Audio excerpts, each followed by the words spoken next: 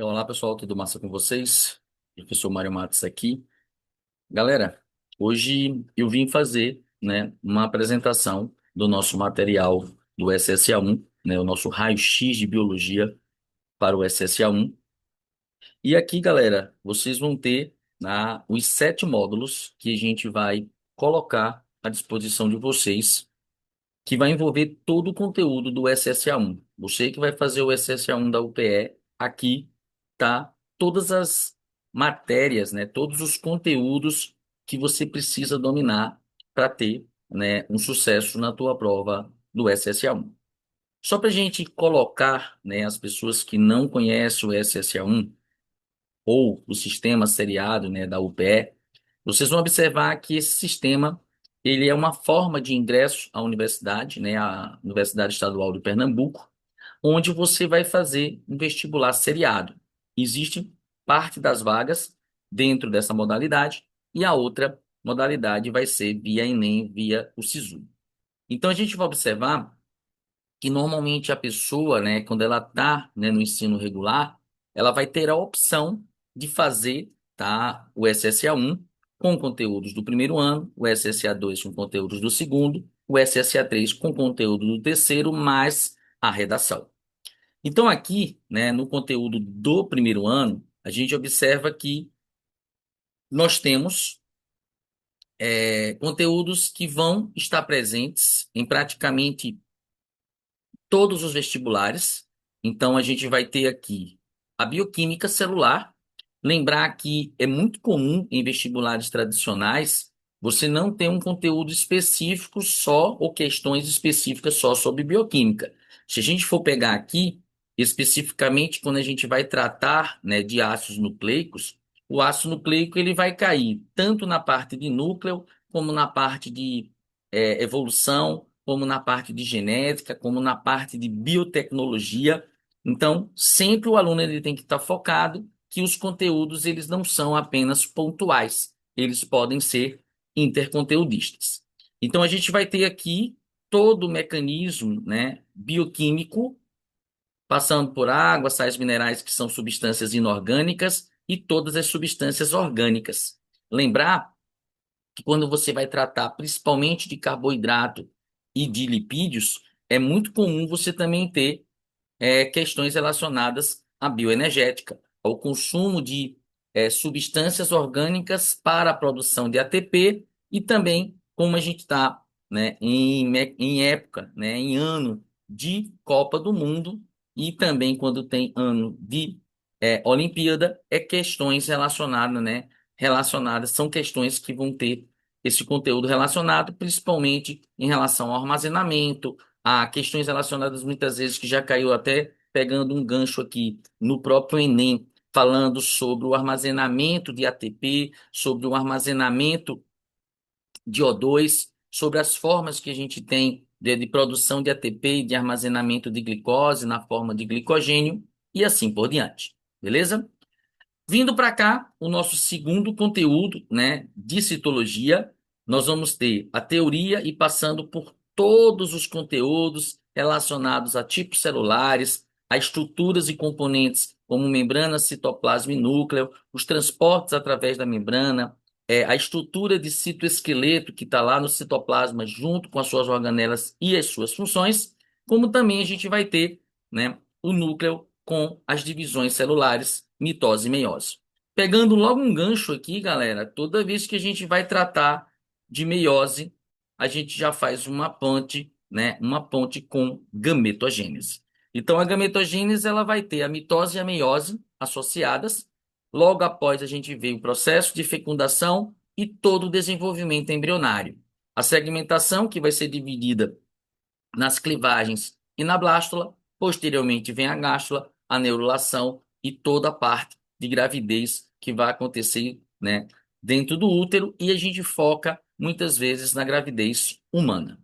Os anexos embrionários, né, também vão estar presentes e aí a gente também precisa lembrar que quando a gente fala de embriologia, a zoologia ela está aqui dentro e principalmente aspectos, né, evolucionistas, né, aspectos de evolução, adaptações que os seres vão ter, né, para que possa se ter esse mecanismo de ovo com casca, adaptações ao ambiente terrestre e assim por diante. Então, como eu estava falando anteriormente, toda vez que a gente vai tratar de gastrulação, neurulação e desenvolvimento embrionário, a gente vem aqui para a histologia. Nós vamos falar dos folhetos embrionários, lá na gastrulação, e dentro dos folhetos embrionários, nós vamos dividir isso, né, nos quatro tecidos básicos, e, obviamente, quando a gente chega aqui no tecido conjuntivo, nós vamos ter as nossas especializações. Lembrar que quase sempre vai cair questão falando sobre a estrutura do tecido e também da sua função.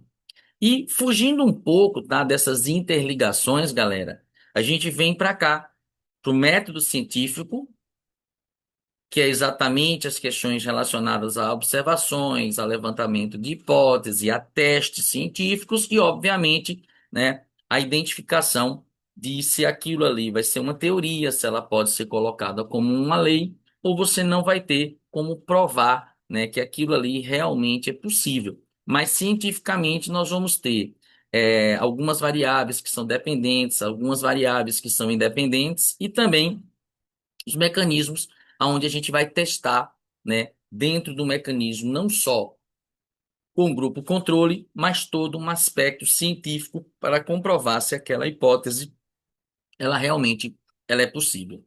Tanto que a gente utiliza muitas vezes conceitos, né, do método científico aqui dentro da origem da vida, aonde você pega, né, a questão relacionada à abiogênese e à biogênese, a abiogênese é a geração espontânea, aonde a vida vem a partir da matéria bruta e a biogênese a partir, né, de uma estrutura viva. Só que lembrar que para se ter um ser vivo, alguma vez tem que se ter todo um mecanismo de estudo para que você possa fazer o processo de evolução química. E aí é onde o conhecimento bioquímico vai ser importante, principalmente quando você vai tratar de Oparin e Aldane e depois o Miller e o Urey, porque eles vão ser os cientistas que vão colocar as suas hipóteses relacionadas à origem da vida e você vai ter comprovação científica, né, com experimentos.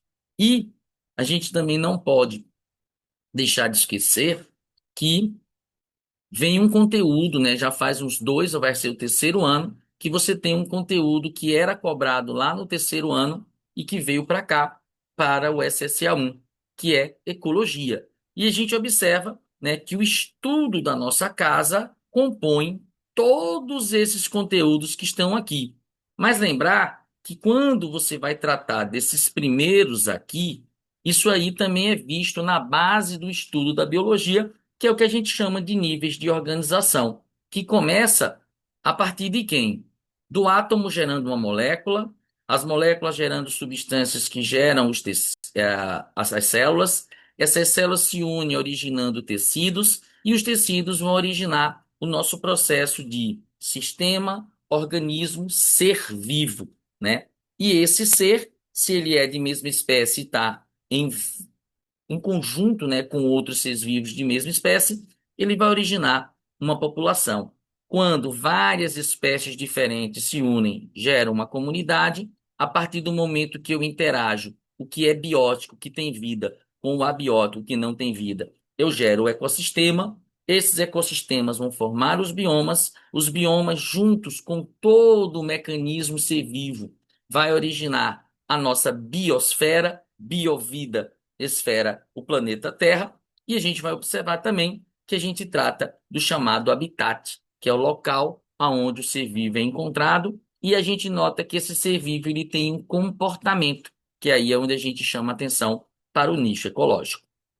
Nós vamos relacionar o fluxo de energia dentro da cadeia e da teia alimentar, e aí a gente tem, né, algumas imagens que formam as chamadas pirâmides ecológicas, direta e invertida. Esse fluxo de energia, ele é de suma importância para que a gente possa entender como essa energia flui pelo ambiente. De novo, a gente interrelaciona a bioquímica aqui nos ciclos biogeoquímicos, a gente relaciona os seres vivos entre si, aonde você tem os processos de relações ecológicas, harmônica, desarmônica, intra e interespecíficas, onde também a gente consegue ver dentro do processo, né, ecológico, a sucessão ecológica, que é onde você tem da rocha até o surgimento de uma floresta e não só no SSA1, mas o Enem ele trabalha muito essa questão relacionada aos impactos ambientais. Eutrofização, efeito estufa, inversão térmica, problemas relacionados à população que habita determinados locais que podem gerar poluição, não só poluição do ar, como do solo, como da água. E para finalizar, a gente sempre relaciona também esses impactos do meio ambiente com mecanismos de